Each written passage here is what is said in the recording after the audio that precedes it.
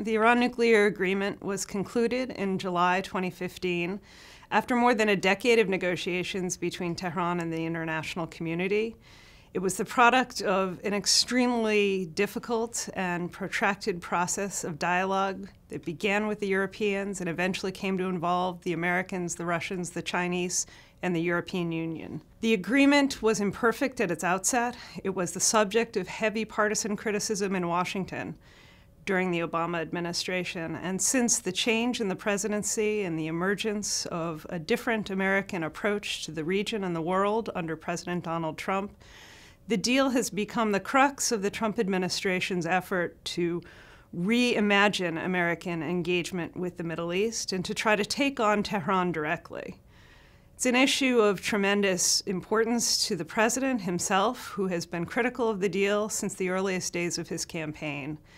And while many of his advisors have in fact tried to encourage the president to address other issues of concern with respect to Iranian foreign policy, particularly Iran's military engagement in Yemen, Syria, and across the Middle East,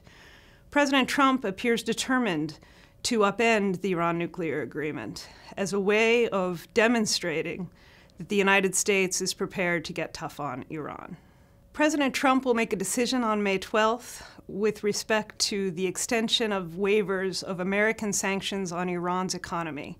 Those waivers were required by the 2015 Iran nuclear deal, and President Trump has signaled repeatedly that he finds them distasteful, and as of January, he insisted that he would not, in fact, renew those waivers unless he had from the Europeans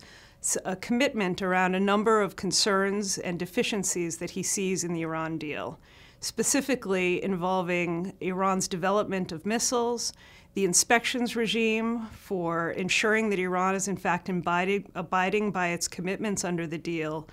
and the sunset clauses, which are essentially the expiration of the various restrictions within the deal. President Trump has in fact overseen a process of negotiations with the Europeans on these specific issues, but the two sides remain very far apart. There is a great deal of interest in whether the visits of President Macron of France and Chancellor Merkel of Germany may help to change the president's mind, in fact sway him to continue American adherence to the nuclear agreement, to avoid disrupting what has been thus far a reasonably compliant Iranian regime with respect to its nuclear activities. However, President Trump is apparently quite insistent that he no longer wants to see Iran get the benefits of the deal, the opening of its economy to the world, the increase in trade investment that has, in his eyes, enabled Iran to increase its reach across the region and to cause more destruction and violence, particularly aimed at a number of American allies. And so the expectation is, in fact, quite strong that President Trump will walk away from the agreement on May 12th by failing to provide these waivers. The consequences of this decision are likely to be quite dramatic. For Iran, it will mean an end to a set of arrangements that had enabled the Iranian economy to begin to rebound after a severe set of sanctions were applied during the final years of the nuclear crisis. For Europe, Russia, and China, the other parties to the Iran nuclear agreement, it will mean a breach in an important and very valuable diplomatic arrangement that was negotiated over many years with the participation of the United States.